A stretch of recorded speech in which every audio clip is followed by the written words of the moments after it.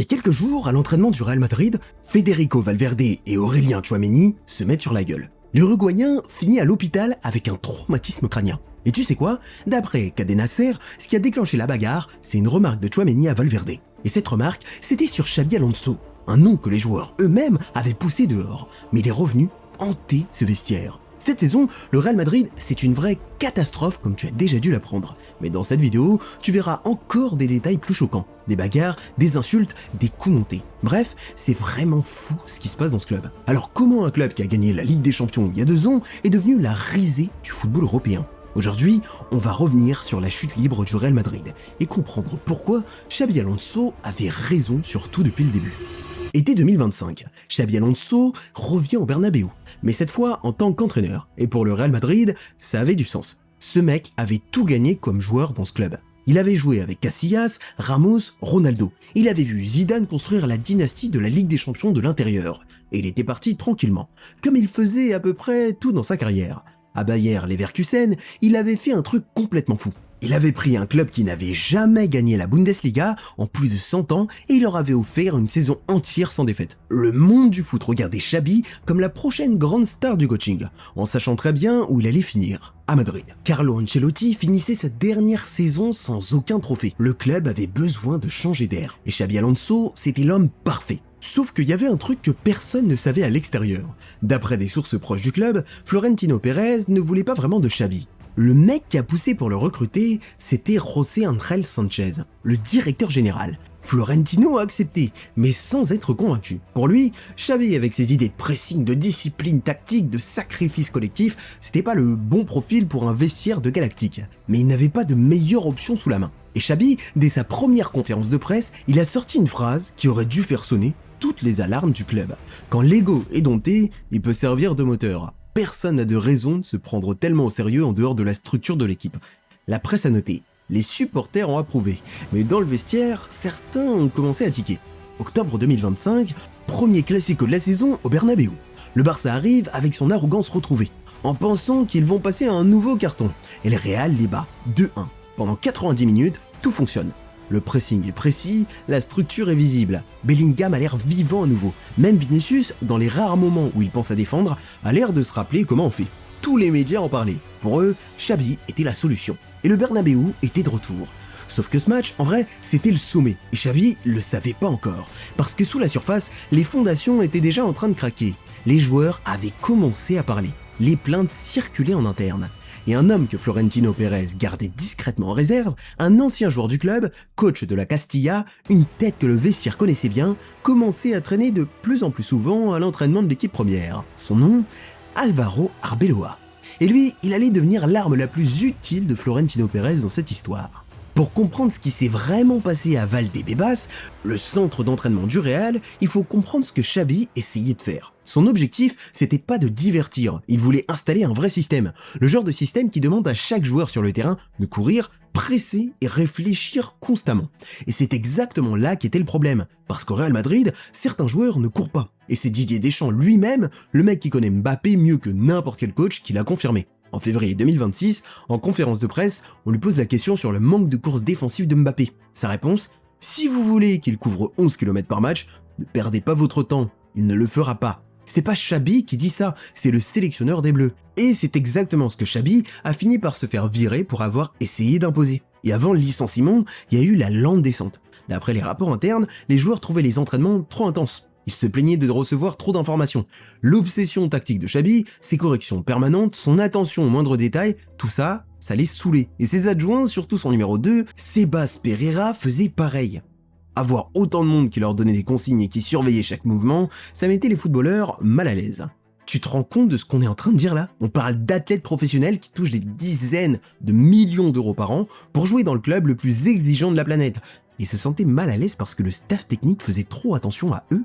Xabi, lui, voyait les choses complètement différemment. La Coupe du Monde des clubs lui avait pourri sa pré-saison. Il avait été balancé direct dans la compétition sans temps de préparation. Il avait besoin de chaque minute de chaque entraînement pour installer ses idées. Il voyait un effectif rempli de mauvaises habitudes, de mauvais placements, de joueurs qui avaient été laissés en mode pilote automatique pendant des années. Eux, ils voyaient juste un coach qui ne fermait jamais sa gueule. Ils étaient sur deux planètes complètement différentes, en orbite autour de deux versions différentes de ce que devrait être le Real Madrid. Et c'est dans cet écart que tout a commencé à pourrir. Visage triste, manque d'attitude, chuchotement entre les exercices, jusqu'au matin où Xabi Alonso n'en pouvait plus. Il a arrêté un entraînement devant toute l'équipe première et il a balancé la phrase qui allait tout déclencher. Je ne savais pas que j'étais venu coacher une crèche. C'était pas un avertissement, c'était même pas un coup de sang. C'était un cri d'épuisement. Un homme qui venait de comprendre clairement dans quel genre de pièce il se trouvait. Et au moment où il a dit ça, la blessure s'est ouverte pour de bon. Parce qu'à ce moment-là, le nom d'Arbeloa avait déjà commencé à circuler dans le vestiaire. Soit le club lui-même testait l'idée auprès des joueurs, soit les joueurs eux-mêmes avaient remarqué qu'Arbeloa était toujours dans les parages. En tant que coach de la Castilla, il était souvent à l'entraînement de l'équipe première. Passé, il regardait, il souriait aux bonnes personnes. Il disait bonjour aux stars. Il repartait. Bref, il était disponible. Et au Real Madrid, comme dans tous les grands clubs du monde, les joueurs sentent une opportunité de la même manière que les requins sentent le sang. Et c'est là que l'incident le plus parlant de la saison est arrivé. Octobre 2025, match de Liga. Le Real Madrid menait au score, et Xabi décide de sortir Vinicius. Le Brésilien explose sur le banc. Les caméras chopent tout, les cris, les gestes, le départ rageur dans le tunnel. 2 jours plus tard, Vinicius poste des excuses officielles sur Instagram. Lisez bien. Il mentionne ses coéquipiers, les fans, le maillot.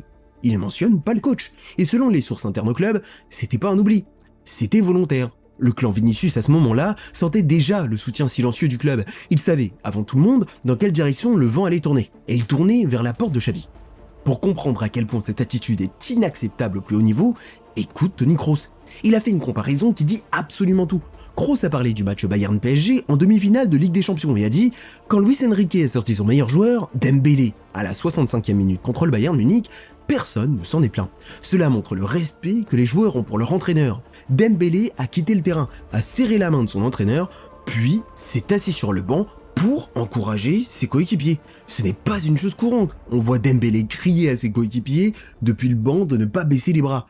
Et puis Kroos a ajouté la phrase qui résume tout. 90% des joueurs qui se prennent pour des stars ne feraient pas ça. Ils commencent par faire des gestes déplacés sur le terrain avant d'aller bouder sur le banc. Selon Marca et l'équipe, Kroos fait référence par cette comparaison à la tourmente qui règne au Real Madrid. Vinicius, octobre 2025, Dembélé, mai 2026. 2 stars, 2 comportements complètement opposés. Et un seul des 2 clubs joue la finale de la Ligue des Champions cette année pour la 2e année consécutive, pendant que l'autre finit la saison sans trophée. Janvier 2026, finale de la Supercoupe d'Espagne entre le Real Madrid et le Barça. Le Real perd. Et c'est pas le résultat le plus important de cette soirée. Le truc le plus important, c'est ce qui se passe à la fin du match. Quand le Barça commence à célébrer son trophée sur le terrain, Xabi Alonso fait signe à ses joueurs de rester. La tradition dans le football espagnol veut que les perdants restent et applaudissent. Une haie d'honneur, un signe de respect, un truc basique qui se fait depuis toujours. Mais Mbappé, lui, il refuse. Il fait signe à ses coéquipiers de quitter le terrain immédiatement, de ne pas regarder, de partir directement au vestiaire. Et ses coéquipiers le suivent. Pendant ce temps-là, Xabi Alonso doit subir. Devant les caméras du monde entier, son propre joueur vient de désobéir publiquement à ses consignes et le reste du groupe a choisi le joueur, pas le coach. Le message envoyé est clair pour tout le monde, y compris pour Florentino Pérez qui regardait ça depuis sa loge. L'image fait le tour du monde en quelques heures. Juan Laporta, le président du Barça, le critique publiquement. La presse espagnole s'enflamme, des supporters du Real Madrid eux-mêmes trouvent le geste ridicule. Refuser de respecter l'adversaire qui vient de te battre sur le terrain, c'est exactement le contraire de ce que cette institution représentait depuis des décennies. Et c'est là que tu comprends ce qui se passe vraiment dans ce vestiaire. Mbappé, un joueur qui est arrivé l'été d'avant, qui n'a même pas un an dans le club, qui n'a rien gagné en blanc, prend la décision de faire partir toute l'équipe. Et personne dans le groupe ne s'oppose. Ce moment-là, c'est la photographie parfaite de ce que Xabi Alonso essayait de combattre. Un vestiaire où la hiérarchie est inversée, où les stars dictent la conduite, où le respect des bases du foot disparaît parce que des égos refusent d'accepter une défaite. Et après ce match, Florentino Pérez débarque dans le vestiaire. Il regarde ses joueurs et il leur dit calmement qu'ils n'ont pas été à la hauteur des attentes. Le lendemain, il vire le coach. Pas les joueurs, mais le coach. Et c'est là que tu comprends exactement comment fonctionne le Real Madrid. La Supercoupe, c'est la cause officielle. La phrase sur la crèche en novembre, c'est la vraie cause. Et tout ce qu'il y a entre les deux, c'était juste de la mise en scène. Au moment où Xabi quittait le club, Bellingham défendait encore son coach publiquement. En décembre, alors que le Real galérait et que sa propre forme s'effondrait, il avait dit ça devant les caméras. Quand les choses ne vont pas bien, on invente beaucoup de problèmes. On est tous derrière le coach. Là-dessus, il n'y a aucun débat. Tchouaméni défendait également Alonso et a dit une fois, par exemple, contre Vigo, je pense que le plan de match était le bon. Et c'est nous, les joueurs, qui n'avons pas été à la hauteur. Si on ne gagne pas, c'est forcément qu'il y a un problème sur le terrain, au niveau de l'intensité ou des erreurs techniques. Tout cela n'est pas la faute de l'entraîneur. 2 mois plus tard, le coach n'était plus là. Là-dessus, il n'y avait plus aucun débat non plus. Pour comprendre ce que Xabi essayait vraiment de faire, il faut regarder le dernier coach qui a vraiment réussi à dompter ce vestiaire, Zinedine Zidane. Et le plus gros truc qu'il a fait, c'est de changer les habitudes de Cristiano Ronaldo, le plus gros ego de l'histoire du club. Le mec qui avait construit son identité sur le fait de jouer chaque minute de chaque match. Zidane a réussi à le convaincre de sauter des matchs de Liga pour préserver son corps pour la Ligue des Champions. Ronaldo a accepté. Il a joué seulement 29 matchs de championnat cette saison-là, et en quart, en demi et en finale de la Ligue des Champions, il a marqué 10 buts. Le Real a fait le doublé. Mais voilà le truc dont personne ne parle. Zidane l'a pas fait tout seul. Zidane avait Sergio Ramos, et Ramos faisait toute la différence. Après la finale de la Ligue des Champions 2018 à Kiev, Ronaldo avait fait une interview d'après-match où il avait laissé entendre qu'il voulait peut-être partir du club. Dans le vestiaire, devant tout le monde, Ramos l'avait coupé avec une phrase devenue légendaire en interne. « Ce que t'as fait là, c'était pas bien. Te précipite pas, on va t'aider, mais il faut que toi aussi tu t'aides. » Ronaldo s'est excusé. Gareth Bale, quelques années plus tard, a décrit cette dynamique avec une des citations les plus sous-cotées du football moderne. Ramos, c'était le plus grand leader. Zidane, il faisait pas grand chose. C'est pas une critique de Zidane, c'est la description d'un système qui fonctionnait parce que les joueurs eux-mêmes tenaient la discipline depuis l'intérieur. Zidane était le philosophe, Ramos était l'exécuteur, et entre les deux, les Galactiques se tenaient à carreau assez longtemps pour construire une dynastie. Maintenant, regarde le Real Madrid dans lequel Xabi Alonso est arrivé. Sergio Ramos parti depuis longtemps, Toni Kroos a pris sa retraite en 2024, le mec qui a amené du calme et du sérieux dans ce vestiaire, lui aussi parti, Luka Modric sur le départ, et les gens proches de Florentino Pérez l'ont admis ouvertement. Perdre le leadership de Modric dans le vestiaire était aussi destructeur que perdre ses jambes sur le terrain. Plus de Ramos, plus de Kroos, plus de Modric, plus aucune voix interne pour rappeler aux stars qu'elles doivent bien se tenir. Xabi n'a pas échoué parce que c'était un mauvais entraîneur. Il a échoué parce qu'il est arrivé dans un système qui n'avait plus aucune autorité interne et qu'il a essayé d'être cette autorité lui-même, depuis le banc. Au Real Madrid, ça marche jamais. La discipline doit toujours venir du vestiaire. Au moment où elle doit venir du banc de touche, les joueurs vont voir le président pour demander un nouveau banc de touche. C'est exactement ce qu'ils ont fait. Janvier 2026, Álvaro Arbeloa est promu coach par intérim. Le mec a tout pour plaire à Florentino. Il connaît le vestiaire, il est facile à gérer et surtout, il fait pas de vagues comme Xabi. Et dès le départ, le ton est différent. Arbeloa prend systématiquement les défaites sur lui. Après une élimination en Coupe du Roi contre une équipe de 2e division, il assume. Après une défaite à Majorque, c'est sa faute. Après s'être fait démonter par le Bayern, c'est encore lui le problème. Les joueurs ne sont jamais mentionnés. Sauf que les résultats ont empiré. Xabi avait perdu 6 matchs sur 34, Arbeloa en a perdu 5 sur ses 18 premiers. Et après la défaite contre le Bayern, il a admis que Madrid manquait justement de la rigueur tactique que Xabi avait essayé d'imposer. Le truc pour lequel Xabi s'est fait virer. Arbeloa le réclame désormais publiquement. Mais le pire, c'est ce qui se passait dans les coulisses. Plusieurs joueurs ont commencé à insulter ouvertement Arbeloa depuis le banc de touche, en mettant la main devant la bouche pour pas se faire filmer. D'après les sources, le mot qui revenait le plus, c'était « con ». Et c'est pas une insulte sortie de nulle part, c'est le surnom que Gérard Piqué avait donné à Arbeloa quelques années plus tôt.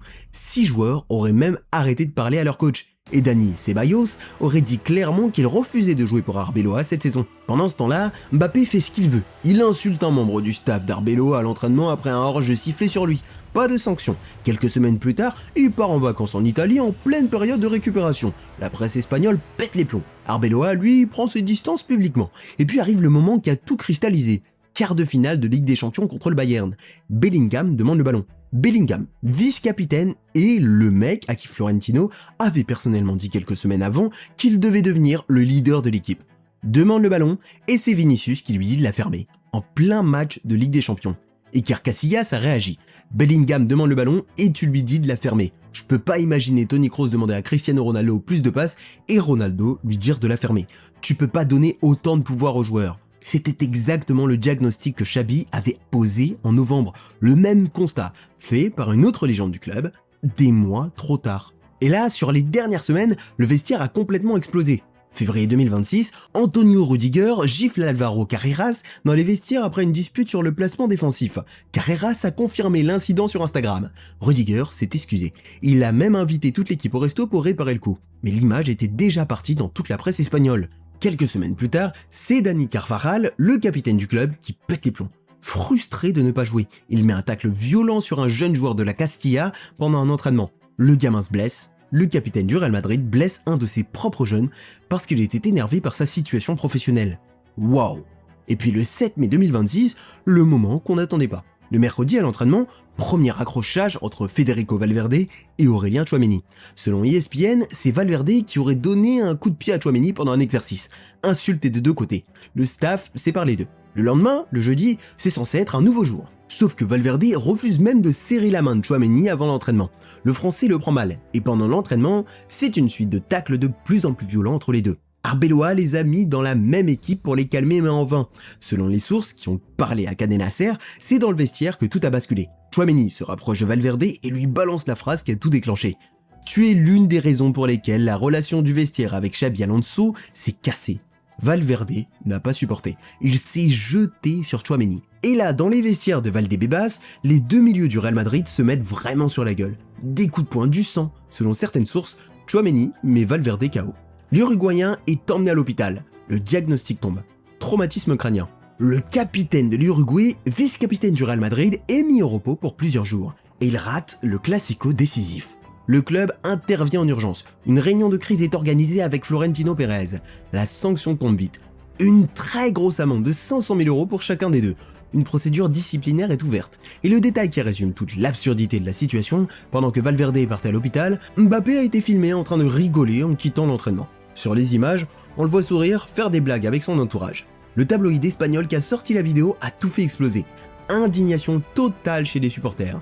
Et c'est dans ce climat-là que la pétition contre Mbappé est devenue virale.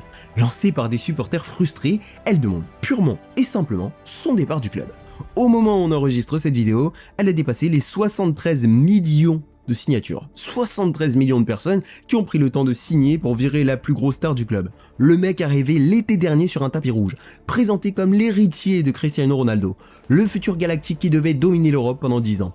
En moins d'un an, il est devenu le joueur que les fans veulent voir partir le plus vite possible. Quand 73 millions de personnes signent contre ton joueur le plus cher, pendant que ton vestiaire se met sur la gueule, c'est qu'il y a un vrai problème quelque part. Mais le truc le plus important, c'est le contexte que la presse espagnole a sorti après. Selon El Mundo, les tensions dans le vestiaire ont commencé exactement au moment du licenciement de Xabi Alonso en janvier. Le vestiaire est divisé en deux camps. Les joueurs qui étaient pro-Xabi et ceux qui voulaient son départ. ESPN confirme la même chose, et toutes les explosions qu'on a vues ces dernières semaines, Rudiger, Carreras, Carvajal et maintenant Valverde et Tchouaméni, ce sont les conséquences directes de cette division. 4 mois après le départ de Xabi Alonso, son nom revient dans une bagarre qui finit aux urgences. Et la direction du club elle-même a fait passer le mot. Ils sont déçus de la gestion d'Arbeloa, qui aurait été à peine impliqué dans la résolution du conflit. Le coach que Florentino avait choisi pour calmer le vestiaire est en train de regarder le vestiaire s'auto-détruire sous ses yeux. Et ce dimanche dernier au Camp Nou, le Real Madrid a perdu 2-0 contre Barcelone. Le Barça est champion d'Espagne pour la 2e année consécutive. Et pour la 2e fois cette saison, les joueurs du Real ont dû regarder leur ennemi le plus détesté soulever un trophée sous leur nez. Cette saison, le Real Madrid a joué pour rien. Ils sont sortis en quart de finale de la Ligue des Champions face au Bayern, ils ont perdu la Coupe du Roi face à un club de 2e division, ils ont perdu la Super Coupe d'Espagne face au Barça, et maintenant, ils perdent le titre de Liga face au même Barça. 4 mois après le départ de Xabi Alonso, ils n'ont absolument rien gagné. Et pendant ce temps-là, Xabi Alonso est sûrement en train de regarder tout ça depuis son canapé et il se dit « je vous l'avais dit ».